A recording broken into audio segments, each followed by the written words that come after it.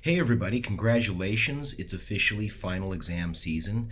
The point of this video is to kind of get you moving in the right direction when it comes to approaches that you can use to prepare for this final exam.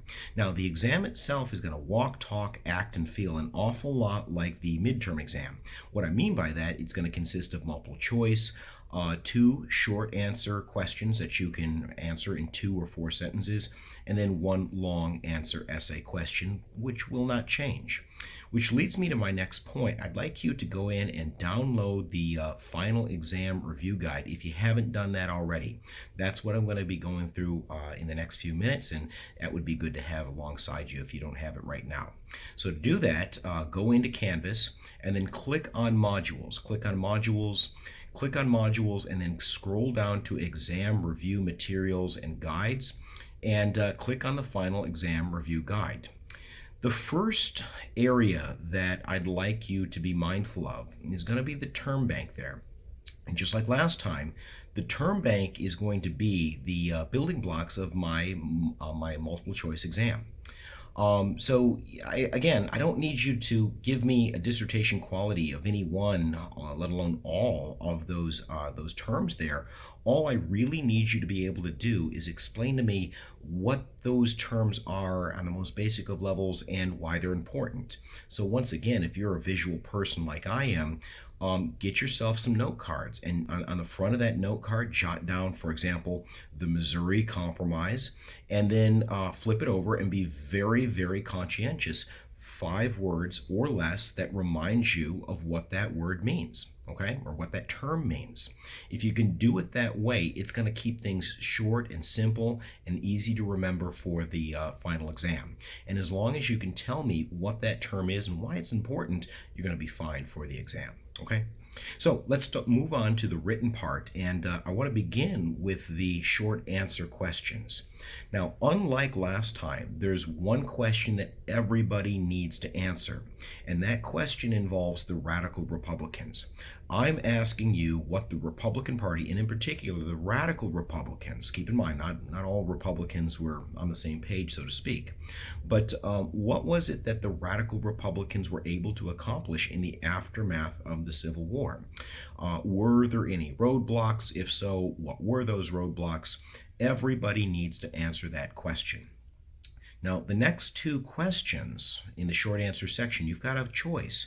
You can answer the one on the economic approaches and the differences between John Quincy Adams and Andrew Jackson. We spent several lectures talking about those differences, so that should be relatively fresh in your mind. Or you can answer the question that's asking you about the evolution of Abraham Lincoln's views on slavery. Keep in mind that the ideals of the American Revolution are going to play a very heavy role in that. So those are questions that you're going to answer in 2 to 4 sentences. Now, will I read more if you write more? Of course I will. And have I seen people answer it sufficiently with one chunky sentence? Yeah, I have. But generally speaking, 2 to 4 sentences are going to do what you need it to do. Lastly, you have that final essay question.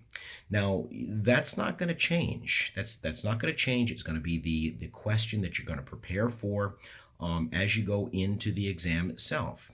Now, I realize that what I'm asking you to do, actually sit down and write this out old school style, that's a big ask. And so what I'm allowing students to do, you don't have to, but you may if you choose to, you can bring in a 1-page outline. Now, it's got to be 1 page, front and back only.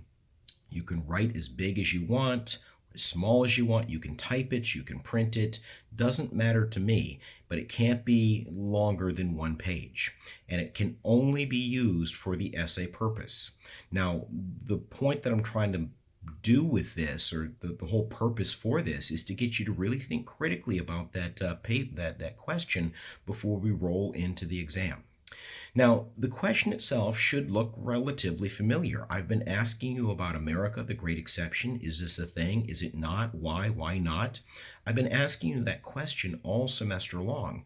And so what I'm asking you in this particular case is, how did the growth of government, for example, how did that potentially jeopardize this great experiment in democracy, the concepts of equality and anybody can be born into humble origins and rise as high as their talents would take them.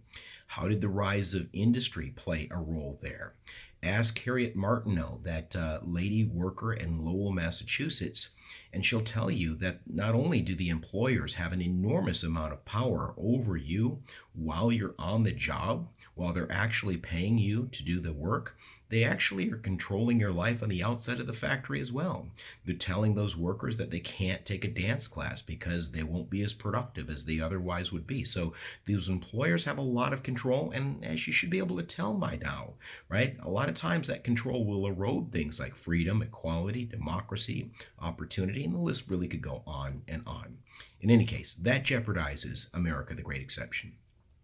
And probably more than anything else, slavery is going to jeopardize America the Great Exception. This is really where Lincoln is when it comes to his early anti-slavery. Keep in mind, for him, at least originally, slavery was not so much a moral issue as much as it was an economic and a financial issue. As far as he was concerned, if you worked hard, then you reaped what you sowed. Well, slave owners did not work at all. It was the slaves that did all the work, and so therefore Lincoln kind of saw slave owners as a parasitic class. Not only were they problematic for that purpose, but over the course of time, slaves are going to come to be associated with the means of production. And just like in the North, the means of production is being handed down from one generation to the next generation to the next generation. Land and slaves handed down from generation one to generation two. And Lincoln's certainly not alone here. He can very clearly see the writing on the wall. If slavery can go anywhere, as the Supreme Court deemed it could after 1857, then ultimately what you're going to see is the erosion of things like freedom and equality, similar to what we were talking about a minute ago with the rise of industry. So I've given you those three examples very, very briefly. Obviously, you can be a lot more detailed there. And generally what I mean by that are those things that you can consider toward the bottom of the review guide. If you look underneath where I've listed that question, what you're going to see is a laundry list of bullet points there, and it says these items may be helpful to consider. Now, I am not saying that everybody that includes all of them in their in their responses, that automatically gets an A, okay? And anybody that only includes two, that automatically gets a D. That's not what I'm saying. What I'm trying to do is to generate some food for thought for you when it comes to bringing in concrete, specific evidence. I don't want you to speak in generalities when you approach this question.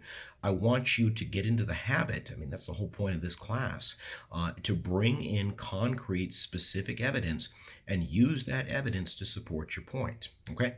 Now, lastly, that 1 to 3 page, it's not really a requirement, it's a suggestion.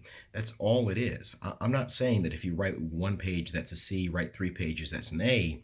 I'm trying to give you some sort of parameters as to how someone like me might approach this paper if I had to write it. So it is merely a suggestion. If it works for you, then great. And if you write more, like I said, I'll certainly read more.